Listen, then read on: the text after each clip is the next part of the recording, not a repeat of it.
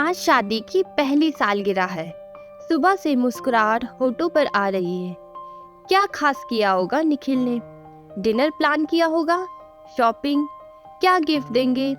सोचकर बड़ी सी मुस्कुराहट सब्बों के चेहरे पर आ गई। सहायिका के साथ मिलकर फटाफट सारा काम निपटाया। उसके जाते ही चेंज किया और तैयार होकर पार्लर चली गई। लौटकर घर आई, अपने खिले चेहरे को देखकर खुद ही मुग्ध हो गई।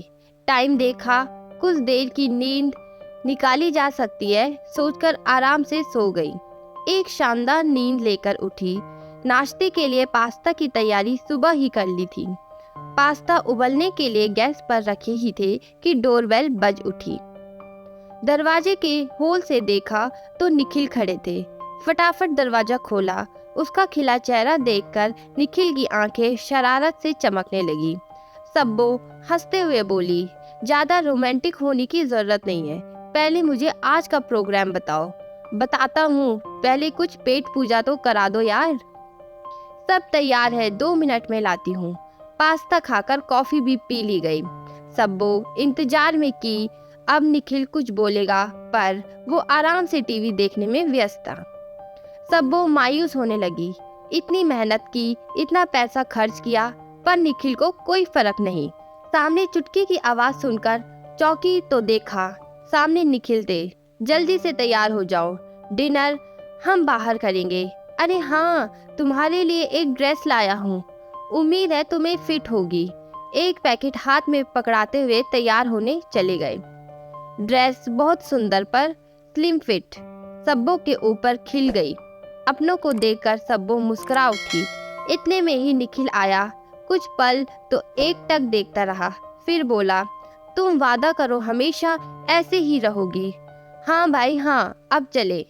दोनों ने एक साथ बढ़िया समय बिताया। एक दूसरे की पसंद का खाना, आइसक्रीम खाई। घूमते घूमते थक गए तब घर आए। अपनी शादी की एल्बम देखा और प्यार में डूबकर सो गए। ऐसे ही प्यार भरे दिन बीतते जा रहे थे। अचानक सब्बो का जी खराब होने लगा। उबकियां आना शुरू हुई। मम्मी और सासू माँ को बताया तो वो दोनों खुशी से उछल पड़े। सासू माँ तो तुरंत रिजर्वेशन करा के आ भी गई।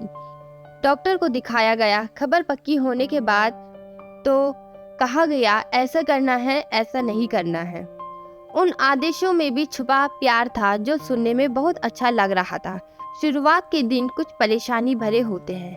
पहला अनुभव होने के कारण समझ में भी नहीं आता। ये समय सब्बो की मम्मी और सासू माँ ने बड़ी कुशलता से निकाल दिया। समय के साथ साथ सब्बो बेडौल सी होती जा रही थी, जो कि स्वाभाविक ही है। पहली बार ही तो वो माँ बनने वाली है। समय पूरा हुआ। दर्द होने पर हॉस्पिटल ले जाया गया। सी सेक्शन से बच्चे का जन्म करवाया गया। कुछ दिन तो सादा, फिर खूब मेवों से भरे लड्डू, पिंजरी और भी न जाने क्या डिश बनाकर उसे खिला गई। 2 माह में वो फुटबॉल बन चुकी थी। निखिल का बुरा हाल, वो दिन रात सब्बों के पीछे लगा रहता। बेबी तुम पतली कब होगी, पहले जैसी। सुन सुनकर सब्बो पागल सी होने लगी। कैसे पति है, देख रहा है 2 माह का बच्चा है मेरा। 15 किलो वजन बढ़ गया था मेरा। जादू से क्या करूं मैं अपने को फिट, पर समझाया तो उसे जा सकता है जो समझना चाहे। 2 माह के बाद दोनों बच्चों के साथ अकेले रह गए।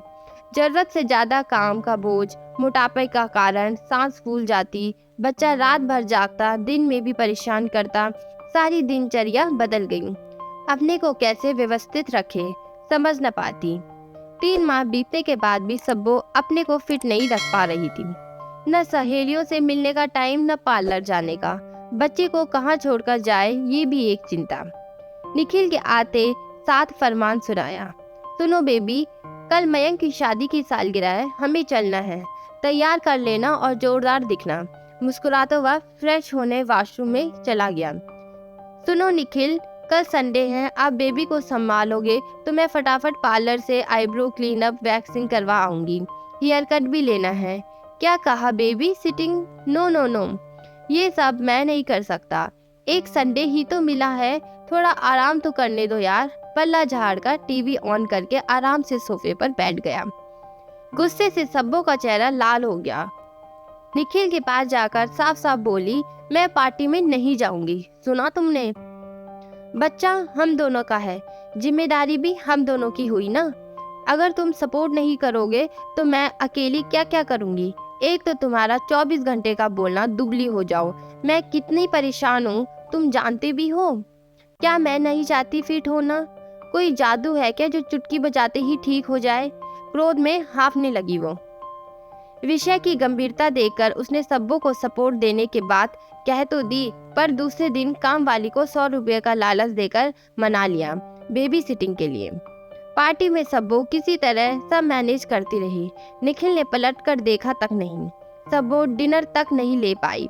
एक दो फ्रेंड्स ने बच्चे को लेने की कोशिश की, पर बहुत अपसेट हो चुकी थी वो।